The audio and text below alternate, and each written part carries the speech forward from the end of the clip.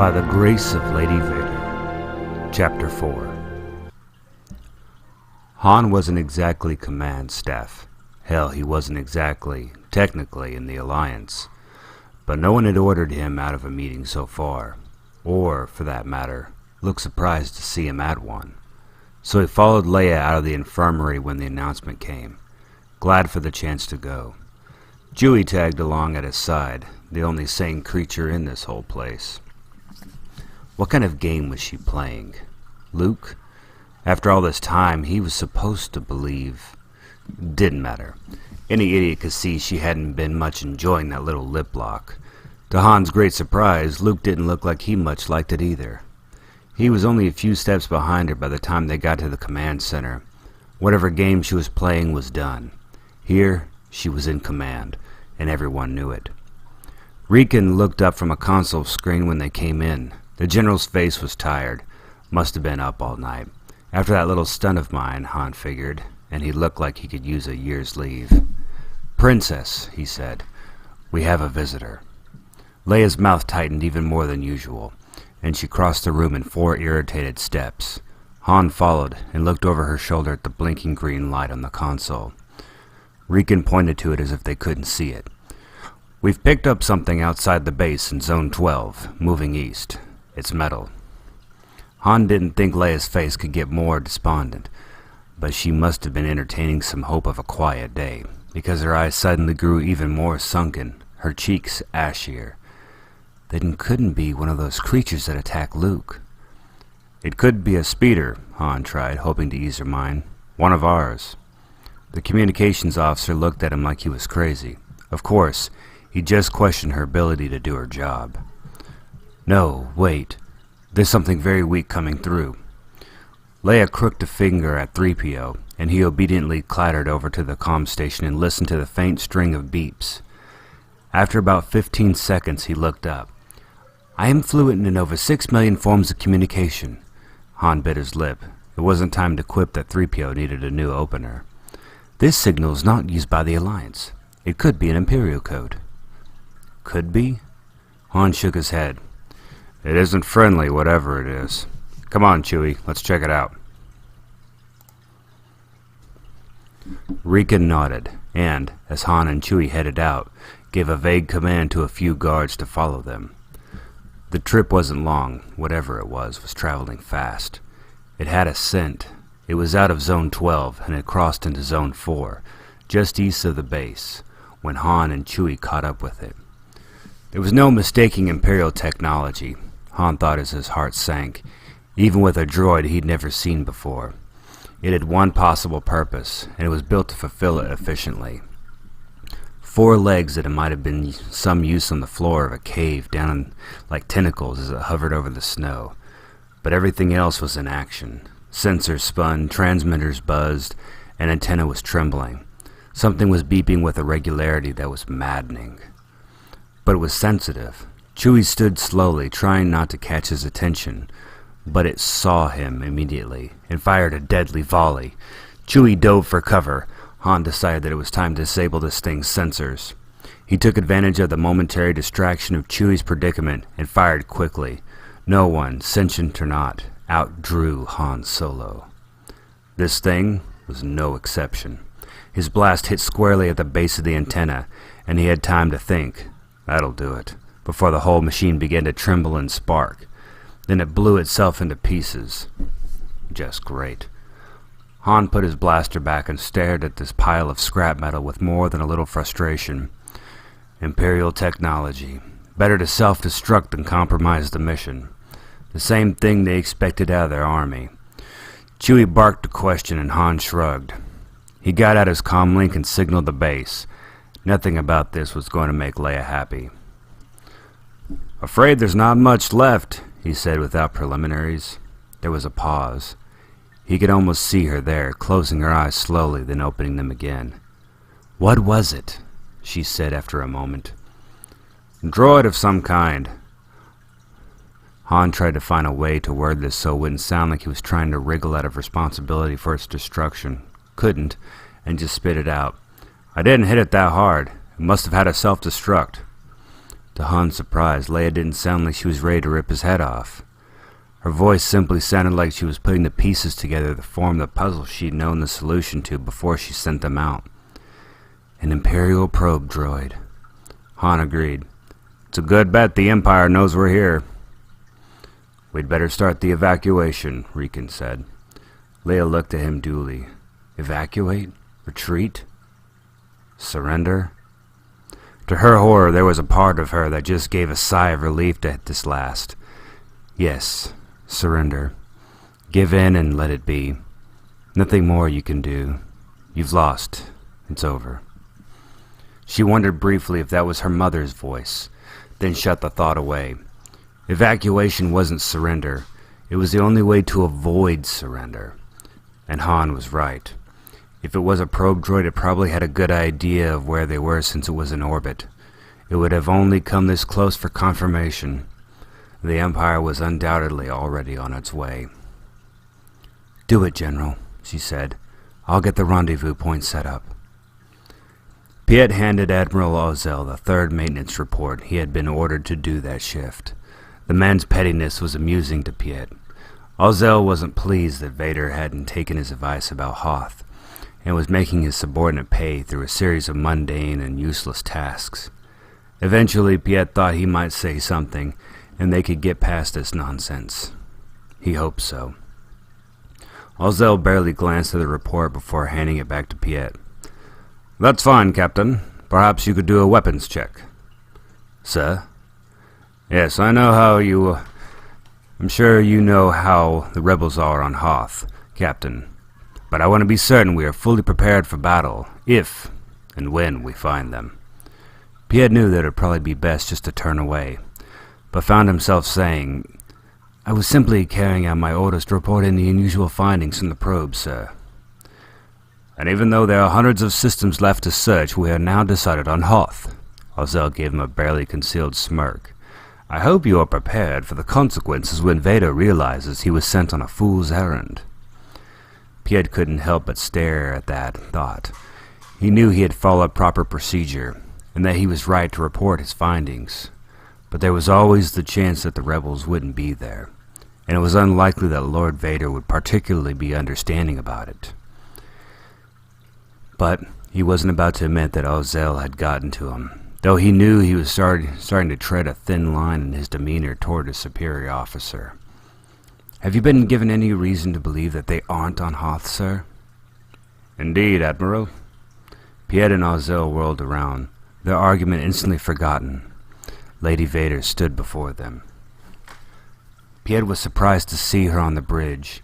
She only made appearances here on rare occasions.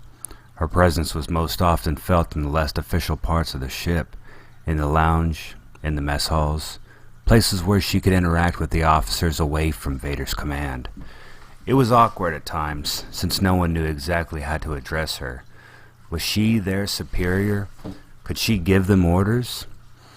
And she never really seemed concerned with that. Of course, being the wife of Darth Vader basically gave her the run of the ship. The general consensus was to do whatever she said, treat her with the utmost respect, and hope and pray that she didn't speak ill of you to her husband. Over the last few years, the infamous stories of Darth Vader's temper had focused on two categories of unfortunate officers, those who annoyed him, and those who dared to do anything that upset his wife. Ozzel recovered first and managed to stammer, Lady Vader, I apologize for not noticing you earlier. Is there anything I can assist you with? Piet was certain he could see her smile, though making out anything underneath those veils was nearly impossible. Yes, Admiral. I believe you can. I couldn't help but overhear your conversation, and I would like to understand your concerns about Hoth. Her voice was kind. It was almost a request instead of an order. Ozzel scrambled for an answer.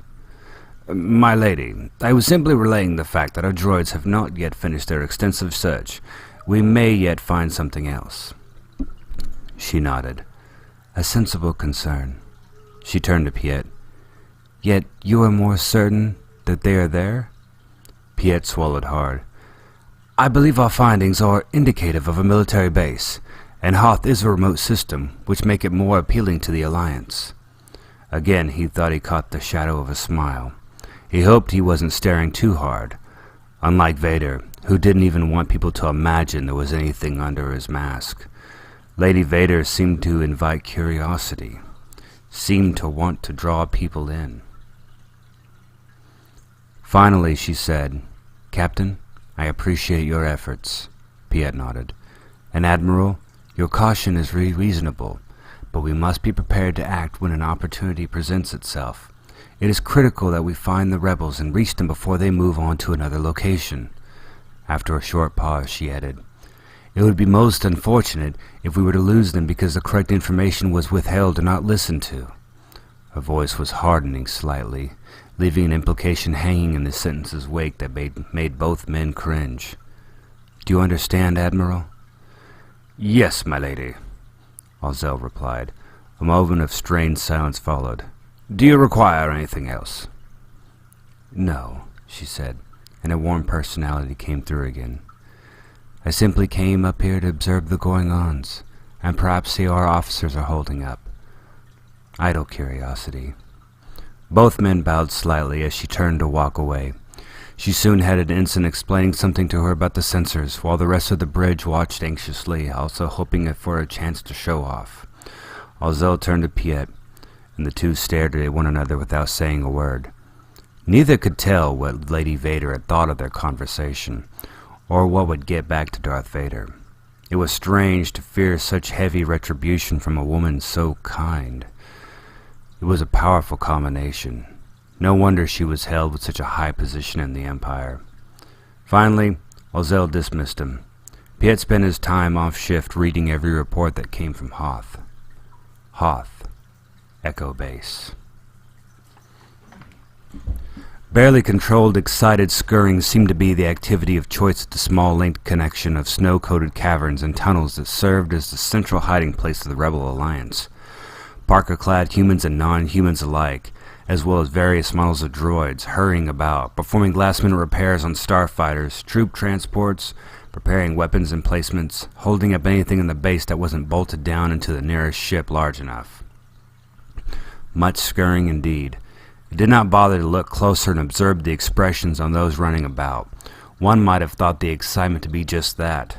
The adrenaline surge, the high emotional rush that most sentient beings experience when they're about to experience battle, and not have noticed the thick, almost palpable sense of apprehension that pervaded the atmosphere. The Empire was coming. This base had a particularly efficient grapevine, so everyone on the base had come aware of this fairly quickly after the probe droid's discovery. They also knew that the inevitable battle would be to come with whatever force they managed to muster here against the Empire. In this case, a small group of volunteer fighter pilots would be essentially self-sacrifice, a suicide mission for those involved, a diversion in hopes that the Empire's death messengers would be focused on it after taking the base, that there was a chance that the majority of the rebels stationed here could make their escape toward the main fleet's planned rendezvous point, sectors away in space somewhere, wherever that turned out to be. The rebels here didn't have the means to fight off a full-fledged Imperial assault. It hardly made sense to store all the crate dragon's eggs in one chamber.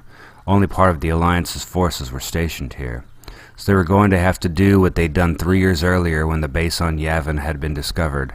Pack up fast and get the hell away as quickly as you could. Only this time there was no afterglow of intense triumph to boost the morales of the beings here. The mood, under other circumstances, might have been different. They might have been excited. They might have been ready to fight. But many simply were in doubt. If the rebels hadn't been losing so many numbers, so many of their ranks discreetly making their way over to the Empire to congregate at the sound of the beautiful Lady Vader's deceptively comforting words like they would a siren, seeking solace from the conflicts of the Civil War under her protective scarlet wing.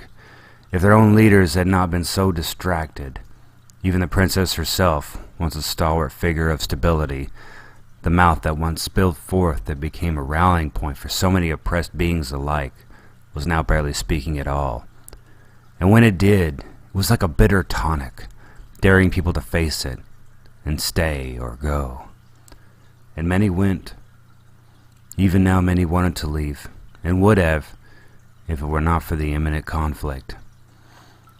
Some tumultuous minds wondered briefly if it was Lady Vader would be part of the force that was undoubtedly en route to Hoth, and what decision they would make if they were to ever face her. If she were to hold out that small white hand of hers, would they spit on it and thrust it away like the princess had ordered them to do? Or would they reverently grasp it, following it to a new life under the government they'd once fought against? One man who had little care in his life for whoever controlled the galaxy or the conflict being waged for that cause, and therefore little care for the Vaders themselves, had decided to spite the conflict and leave nonetheless. Han Solo stood atop the twin sensor prongs that made the nose of the Millennium Falcon, frowning at the open panel of circuits at his feet, tapping the visibly well-used hydro spanner in his hand against his hip. A technician might have been able to pinpoint the problem that currently plagued his ship, and even perform the operation necessary to rectify it, but Han wasn't interested. Even if there had been technicians available that weren't already working on the more critical tasks, he'd not have let any of them lay a finger on his vessel. So he and Chewbacca, who was currently running repeat ship diagnostics in the freighter's ship side cockpit, seeing if he could locate the snag from that end, were the only ones working on the spacefaring junk heap. Actually, they knew what the problem was, but for the first time, perhaps because it had amazingly never managed to occur before, or because there were other certain things weighing rather heavily on his mind, Han wasn't entirely sure how to solve it. The sublight drive didn't work. Actually, it did work, but the computer in the cockpit just simply refused to communicate with it. A connection had failed somewhere along the route from the engines to the corresponding operations consoles in the cockpit. Either way, left unanimated, it meant Han's continued stay here, which he had no desire to do, even if it weren't for the Empire breathing down their necks. Not for the first time, Han cursed the weather of the dismal planet. If the cold weather had caused failures in the running of the rebels' frequently maintained snowspeeders, then wouldn't have been surprising if the Falcon's hodgepodge collection of seldom inspected parts would succumb to the frigid temperatures and snow and leave Han stranded here. Through a series of trial and errors, whose proof of existence was in the newly scorned burn marks on his hand, the mark of temperamental circuits blowing in his face, the human and his Wookiee co-pilot had determined the kink in the circuit pathway from the sublight to the cockpit, and somewhere in the bulkhead near the nose of the vessel. Only they weren't certain exactly where. Han was grateful the hyperdrive had, so far apparently, escaped any damage. He didn't plan on being on this planet when the Imperials arrived. In fact, hopefully several parsecs away, and in the process of moving even further. But if the sublight didn't work, he wouldn't even manage to break Hoth's orbit. He bit his lip, and he bent down to adjust one of the loose connections in the open panel, trying not to think of a certain pair of bright, haunting sable orbs that appeared in his mind every time he hoped he found any solace in thinking of leaving this godforsaken place. Leia, the one pillar of uncertainty and a single-minded determination to leave the rebellion and never look back. Even his friendship with Luke wasn't truly reason enough for him to stay. He genuinely liked the kid, and would miss the idealistic naivety that hadn't existed in Han's life till he met Luke. But if there was one thing Han had learned in life, it was that you couldn't always afford to keep the friends you might happen to make. In his case, though, there really hadn't been that many. And the time came to leave them behind, you couldn't afford a wave of regret coming up and clouding your judgment. Besides, the kid was smart. Han had assured himself he could make it without Han's help, even if he had just saved his life out there in the snow. But Luke had a good, solid mind, and Han had no doubt he'd be able to learn on his own. But Leia, Han genuinely worried for her. However, much of the tough smuggler self in him had scorned that self-admission. Her growth over the last few years had been almost the exact inverse of Luke's, while Luke had developed from an uncertain, lonely boy into a maturing young man. Leia had over time begun to lose the smart-tempered fire Han had grown to love to a bitter, pained, and increasingly isolated nature. He sensed she would only get worse as this war continued on. But if that someone didn't stop her, she'd spiral herself down into a pit of self-destruction worse than any Imperial battle station garbage chute. And that, probably, no one would be able to help her out of. He wished to hell he knew what in Smeg was eating at her. He thought as he picked up a welder and melted 2 wires in the open panel together to complete a severed connection, the one he believed to be the missing link between the engine and the cockpit. But no, Leia seemed perfectly content to alienate herself from her few remaining friends and comrades, bottling whatever acid flowing boiledly in her away, refusing to tell anyone what it might be. She hadn't even told Luke this, and she was closer to him than anyone. Han admired Leia for her strong-willed self-reliance, but this was getting ridiculous. 3 years ago, he wouldn't have turned a second look at the obviously despaired princess. Her problems were not his to deal with, but something in him had changed. And now, whenever he looked at her, it became increasingly difficult to look away from her again. Her problems, somewhere along the line, had become his problems. But if she didn't want his help, well, you definitely couldn't give something to Leia Organa if she didn't want it. Luke wasn't the only one who learned anything in the past 3 years ago. And anyway, his life was on the line here. Even now, Han was certain Jabba's minions were scouring the galaxy, searching out for the well-recognized saucer-shaped freighter, which would make whoever brought it in to the crime lord instantly wealthy. So he forced himself to look away from her yet again, shunting the haunting image of those suddenly beautiful brown eyes out of his mind. And yet, unlike Yavin, he truly was going to leave this time.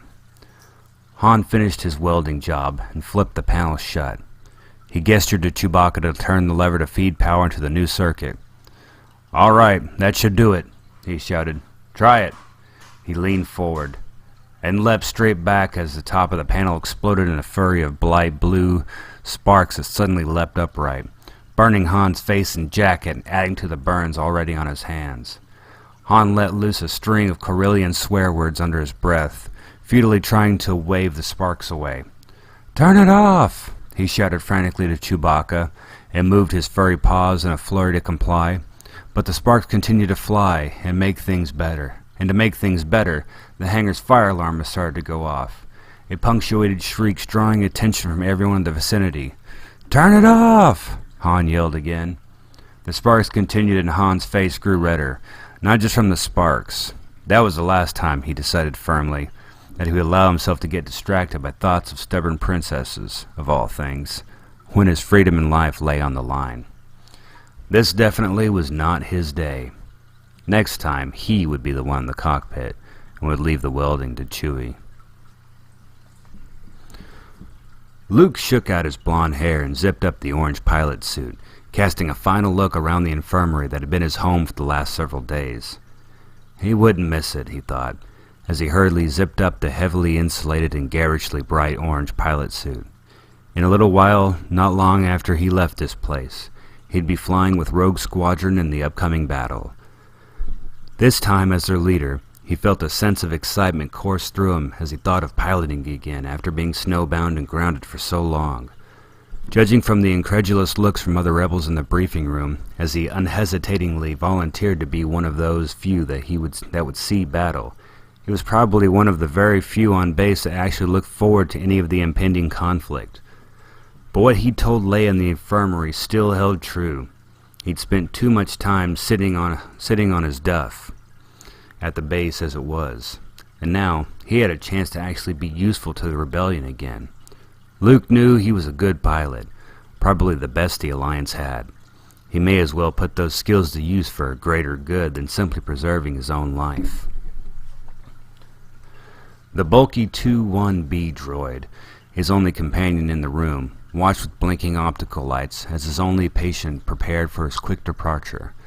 Luke brushed off his suit and swung his already packed rucksack over his shoulder, practically jumping up from the hard bed. The droid's arms clicked with a gesture of concern. Luke sighed inwardly.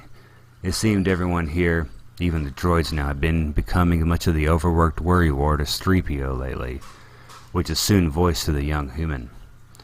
"Sir, it will take quite a while to evacuate the T-47s," the electronically modulated voice began, referring to some of the rather large bits of medical equipment in the infirmary. Large analytical computers were bolted to the bulkheads, somewhat valuable equipment. It was understandable there would be some regret over leaving it behind. "Don't worry about the heavier equipment," Luke told the droid, flashing it a quick smile as he began to walk out the door, tucking his flight helmet under the crook of his arm. "There's plenty of time to get the smaller models into the transports." The droid's servomotors whirred, perhaps comforted by the reassurance from its superior. "Take care, sir," it said, turning its head to follow Luke to the door. "Thanks," Luke replied with another quick smile, and was out the door and was on his way to the flight hangar. Luke had immediately begun searching for Leia as soon as he'd gotten into the corridor. He even made a few unnecessary detours en route to the main snub fighter hangar, hoping to run into the young woman and hopefully get some kind of response from her on the whole Dagobah thing. He wished for the umpteenth time that Han hadn't interrupted them when he had been talking to Leia. But what was done, and there was no Leia in sight anywhere. The discomforting notion that she might actually be trying to avoid him flashed briefly in Luke's mind, but it was soon overshadowed by the sight of another friendly face not far away, and she was probably on her way to the command center on the other side of the base at a time like this, he decided. "There's got to be another reason for it. Check it at the other end," Han Solo was saying to a small scanning droid, both of them standing atop of the front of the main saucer section of the Falcon. The odd droid, which resembled a pair of old macro binoculars on a set of wheels, chattered and wheeled away to comply. The Corellian smuggler suddenly caught Luke's eye and smiled as the Tatooine man neared the familiar ship. "Wait a second."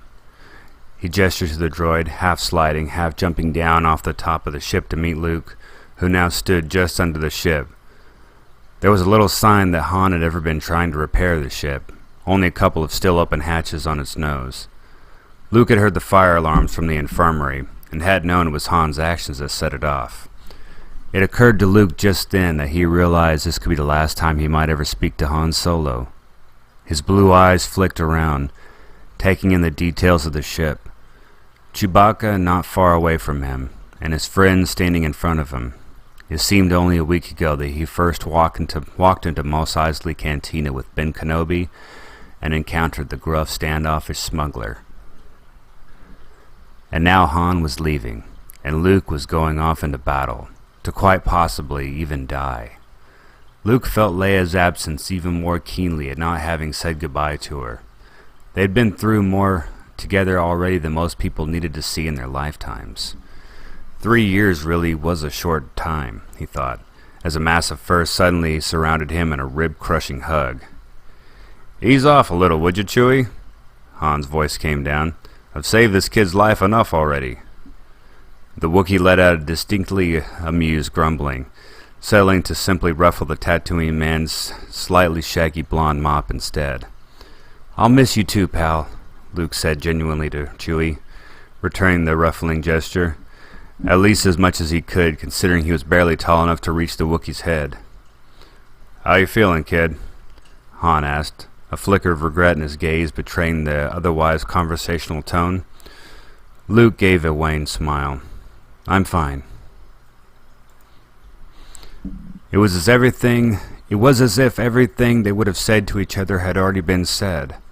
Leia might roll her eyes as the two of them made a remark about how males of a species were so jittery over opening up to one another, but that didn't totally explain the thick silence between Han and Luke.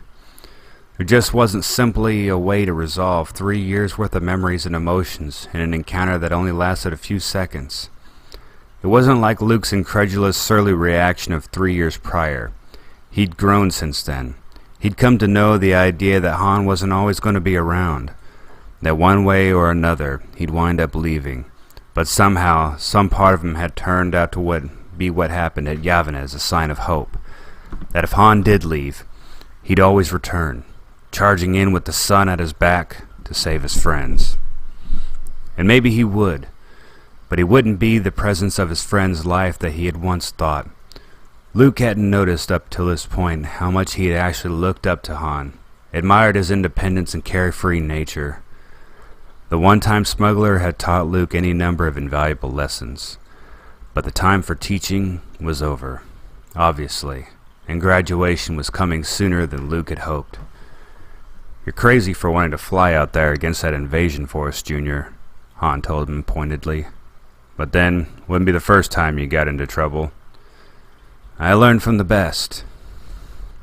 "Oh no, kid, that's one thing you definitely can't pin on me. You were getting yourself into deep trouble long before that crazy old wizard left you with me. I'm the one that winds up cleaning after your screw-ups." "It wasn't that long," Luke protested lamely. Luke bowed and shook his head. "Fine. I know this time I won't be able to come back and shoot the Empire's cronies off your back if you do get into trouble." Luke blinked at Han once, but otherwise remained motionless. "I know. So keep your head out of trouble, you hear me? You've run up too high a tab on me as it is. I'm getting too expensive for you." "I'll try." "Great." Han's mouth tugged upward a bit in the corner of a now famous solo smirk, his hazel eyes softening ever so slightly for a moment, and the two friends stood silently facing one another for several moments, neither of them evidently willing to take the step that would likely lead to the end of their association with each other. Han decided to take that first step. "Be careful, kid." Luke's smile was genuine, but not as open as it usually was. "You too." "Oh, and another thing, Luke." "Anything," Luke promised.